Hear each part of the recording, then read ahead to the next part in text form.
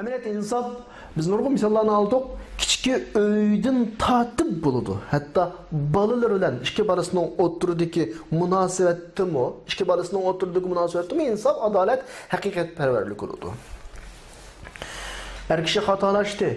Her kişi hata. Çünkü insan hata masum mesle, insan hatalaştı tabii. Çokum ailede bir hatalık buludu insanda. Meyli er olsun, ayol kişi olsun. Ailede hiç kim o dadağa, ya ki o ege sen bunda hatalaştın diyemese, o kişi ben doğru kıldım, benim çokum doğru deyip tutsa, bu adam mı meseleye ayırıp karayanmaydı. Yani insafsız adam bunudur bu vakit. Eğer mışlanan bu kalsa, mesela bir gün kalıdı, iki gün kalıdı, döyülüşüp, tutulup ahırısta partlaydı. O partlığa vakitte eslige ekilenmeydi. Ama dadıdın tadı bir ailedeki hemmesi meselelerine etraflı qaralıydı. O dada onu balısı yaxşı görürdü, ayalı yaxşı görürdü. O bir hatalaştım dese mesela, bir hatalaşıp kılıp ben hatalaştım dese. Senin doğru iken, ben hatalaştım ha. Bunda ikinci yüzlemeyi dese, bu en tayın bir güzel pozisyon malı. Ahlaki pozisyon. Kemter pozisyon. Mesela tükeydi bunu olan. Ayalı kişi mi şu?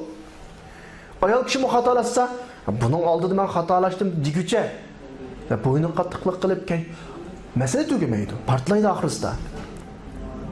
Eğer şu mu hatalaştı mı mesela keçirun ya ki bunu konuda kınmayı, bunu konuda bulmayı dese mesele tügeydi.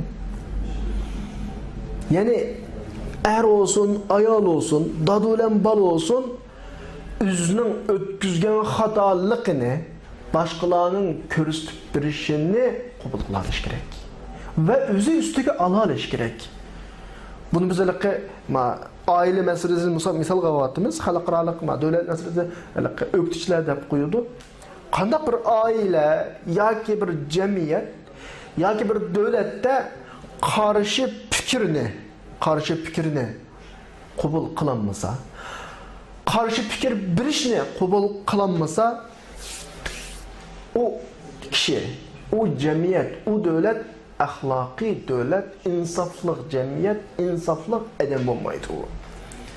Onun ahirisi küllerinin biri de asla ben bayadım degендek sen eğizini itiyi verirse karşılıkının, eğizini itiyi verirse mesela başkalarının karşılığı çünkü başkalarının çokum samimi niyetle bu işe gitti yani bir neyse eski tutmuş doğru ama karşı tarafının niyeti ama bu kalsa o başka ama karşı taraf samimi niyetiler senin ötküzgenin hatalık mı oturup koyup sen bir ailedeki ekşop kalsan balların oturup koydu daha bunda kıldınız dese ayalınız oturup koysa mesela sen bir cemiyetteki bir aza olup kalsan başka azara sen bunda hata kıldın mı cemiyet dil yaşavatımız bizge zarar vamanın dese sen bir devletle adım olup kalsan etraftakiler ma siyaset hata ma toğra ma'nın menfaati dese bunu kabul kılalısan sen ahlaki insan sen insaflılık hakikatperver insan ama aks takdirde sen usbetinin aksine ahlaksız, insafsız, hakikatperversiz insan sen, haksız insan sen, küllerinin biri de başkalarının ağzını etken, birinci kıtım ettin, ikinci kıtım ettin, asta mesele yuğunaydı. Yani sırtını itelgen bilen, sen işke dünyasını itelmeyse onun partlaydı bu.